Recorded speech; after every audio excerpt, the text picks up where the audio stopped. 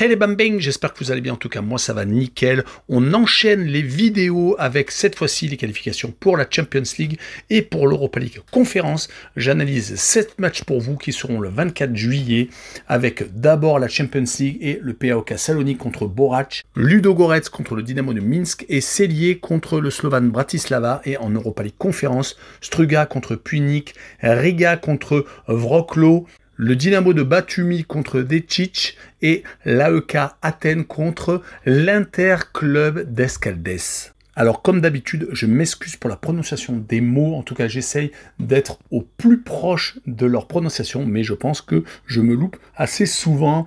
N'hésitez pas à venir nous rejoindre sur le site VIP, les réseaux sociaux, tout est à l'écran et en description. N'hésitez surtout pas à mettre vos pronostics, vos critiques positives ou négatives, votre petit pouce, et surtout n'oubliez pas de vous abonner et rejoignez la communauté, on est presque 17 800, merci encore. Et pour une fois, on va commencer par la Coupe d'Europe la moins prestigieuse, l'Europa League Conférence, avec Struga contre Punic.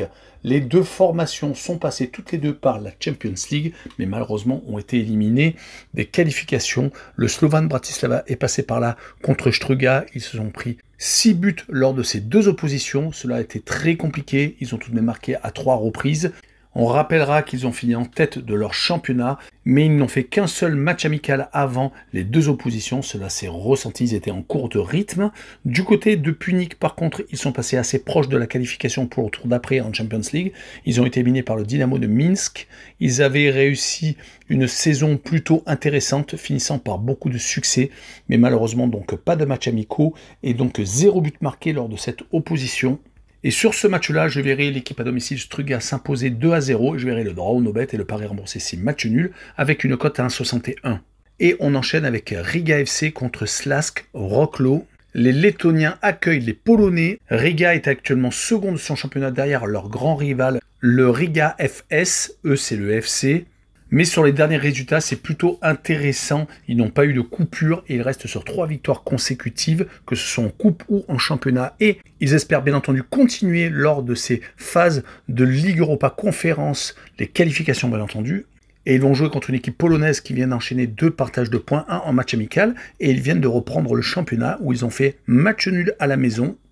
Et lors de leur match amicaux, ça a été assez intéressant. 3 victoires et une seule défaite, avec bien entendu ce match nul juste avant ce match de championnat.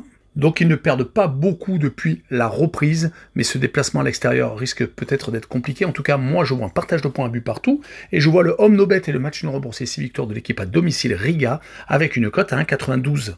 Et on enchaîne avec le Dynamo de Batumi contre Decic, l'équipe du Monténégro. L'équipe géorgienne a déjà attaqué son championnat. Ils en sont même à 18 journées. Ils sont en pause actuellement car ils ont des qualifications et ils vont essayer d'aller le plus loin possible. Ils sont malheureusement éliminés des qualifications pour la C1. Ils ont été sortis par Ludogorets, mais ils espèrent aller un peu plus loin dans cette C4.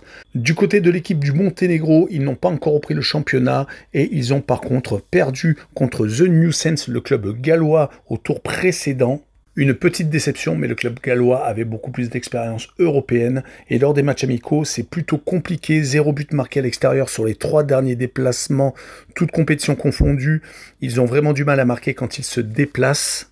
C'est pour cette raison que je verrai une victoire de l'équipe à domicile 2-0, et je verrai donc le Dynamo Batumi marquer le plus de 1,5 but sur le match avec une cote à 1,70. Et on finira ces qualifications pour la C4 avec l'AEK Athènes contre l'Interclub d'Escaldes.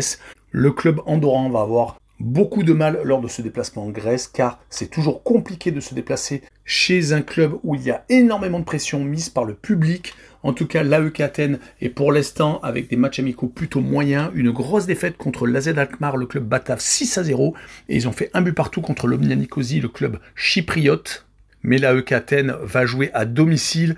Il y aura bien entendu une autre pression du côté de l'Interclub d'Escaldes. Ils viennent de passer le premier tour préliminaire de la C4 en éliminant le Vélez Mostar, le club de Bosnie, gagnant 5-1 lors du match retour à la maison. Ils n'avaient pas fait de match amicaux, ils n'ont pas encore repris le championnat. Donc cela va peut-être être un petit peu court pour aller à l'AEK Athènes. Comme il n'y a pas vraiment d'autres résultats, je verrai sur ce match-là une victoire de l'AEK 3-1 à la maison, avec le plus de 3,5 buts sur le match et une cote à 1,66. Et on poursuit sur ce 24 juillet et les qualifications pour la C1 avec le PAOK Salonique qui jouera contre le Borac. Alors j'ai du mal à prononcer le nom de la ville, c'est Banja Luka sans doute. Un club de Bosnie-Herzégovine, ils vont avoir fort à faire avec ce déplacement en Grèce, un peu comme l'Inter Club d'Ascaldest juste avant. Le club grec a fait quelques matchs amicaux juste avant donc cette opposition, et ça s'est plutôt mal passé. 3 défaites lors des 3 derniers matchs, 2 à la maison contre Hibernians, le club écossais, et l'Union Saint-Gilloise, le club belge, et ils viennent de perdre 2-1 contre le Vitesse Arnhem. À chaque fois, ça a été des défaites courtes, mais plutôt inquiétantes. Du côté du club, par contre, de Bosnie, ils n'ont certes pas encore repris le championnat, mais sur les derniers matchs, c'est plutôt intéressant. Une qualification donc pour ce deuxième tour de C1, une élimination d'un club d'Albanie. Ils sont passés par les prolongations et les tirs au but, car ils avaient gagné 1-0 à l'aller et ont perdu que 2-1 match retour, et sont donc passés par un trou de souris. Les matchs amicaux ont donc été fructueux, même s'ils ont joué contre des équipes de moindre facture. Mais sur ce match-là, je verrai quand même le club grec s'imposer 2-1 à la maison, et je verrai le moins de 4 buts sur la rencontre, car j'ai un peu moins de confiance dans le PAOK Salonique pour qu'il y ait beaucoup de buts, avec une cote à 1,41. Et on enchaîne avec Ludogorets contre le Dynamo de Minsk. Le club biélorusse va se déplacer en Bulgarie.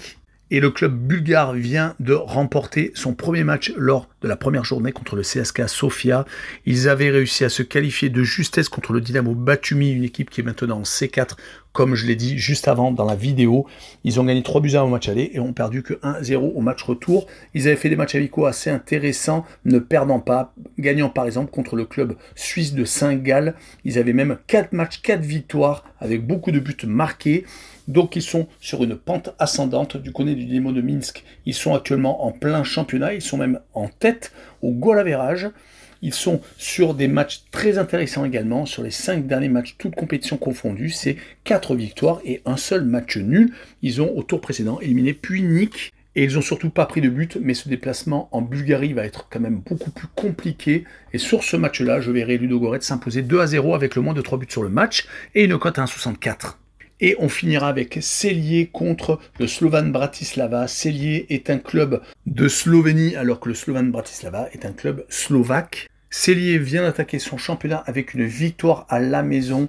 Ils avaient fait quelques matchs amicaux et avaient également fait le premier tour préliminaire pour cette C1. Ils sont passés assez facilement contre une équipe d'Estonie. Ils ont marqué à 7 reprises, ne prenant qu'une seule réalisation.